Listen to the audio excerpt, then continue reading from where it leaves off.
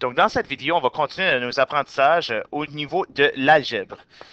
La première chose qu'on doit se rappeler, c'est qu'une variable, ça va représenter un chiffre quelconque. Et donc, représenter, ça représente un chiffre quelconque.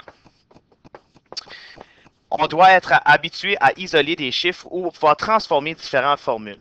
La première chose qu'on va faire, on va essayer de faire un exemple. Donc, exemple numéro 1, à l'aide de seulement des lettres. Donc, par exemple, si j'ai x moins a est égal à c, la chose que je veux toujours isoler x. Donc, ce que je peux faire, ce que je dois absolument me souvenir, c'est le principe de l'égalité.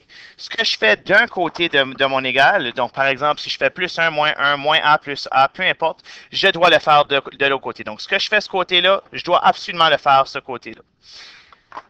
En suivant toujours le principe de l'égalité et en regardant mes différentes variables qui sont là, si je veux isoler x, je dois regarder, OK, x, il est avec quelle variable? Tout de suite, le x est avec moins A. Qu'est-ce que je peux faire pour enlever ça, enlever le A de ce côté-là? Si je prends moins A et j'ajoute A, ça devrait s'annuler. Donc ça s'annule tous les deux ensemble. Si ce que je fais d'un côté, on suit le principe d'égalité, je fais de l'autre côté. Donc x moins A plus A, ça s'annule, est égal à C plus A. Donc si je voulais isoler x, x est égal à C plus A. Je continue maintenant avec un deuxième exemple. Si je prends x moins c divisé par d est égal à f, je dois absolument isoler x, toujours isoler x. Ce que je vais faire, je peux regarder x moins c, il est divisé par d. Je vais essayer de me débarrasser de mon d en premier. Donc, ce que je peux faire, c'est que je peux faire sur d. Quel est le contraire de la division? Une multiplication. Donc, je multiplie tout ce qui est là par d. Ce que je fais d'un côté, je fais de l'autre côté. Donc, ça va me donner x moins c est égal à f d.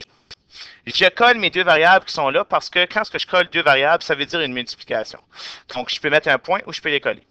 Maintenant, qu'est-ce que je peux faire pour avoir mon c, mon x, désolé, qu'est-ce qu'il y a avec mon x tout de suite? Il y a la variable moins c. Si je prends moins c, je peux additionner c et moins c plus c. Et ça s'annule. Et ce que je fais d'un côté, je fais de l'autre. La dernière formule pour isoler x, x va être égal à f fois d plus c.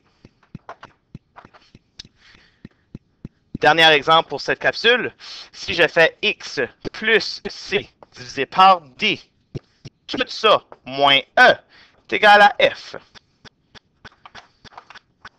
Donc je regarde, je veux encore toujours isoler x. Ce que je regarde, OK, qu'est-ce que je peux faire avec cette formule-là pour pouvoir justement isoler x? J'ai mon moins e là, qui est toute seule. Donc lui, je peux commencer en additionnant E. Ça s'annule.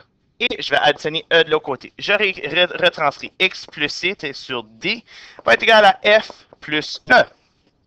Ça ressemble étrangement à ce qu'on avait tantôt. Si j'ai une division D là, je peux faire fois D d'un côté et je peux faire ceci fois D. Donc, ça me donne X plus C est égal à D, parenthèse F plus E. Maintenant, vu que j'ai encore une variable qui me tanne parce qu'il est à côté avec X, je peux faire qu'est-ce qui est avec X, le plus C, qu'est-ce que je peux éliminer? Plus C moins C. Ce que je fais d'un côté, je fais de l'autre. X va être égal à D, parenthèse F plus E moins C.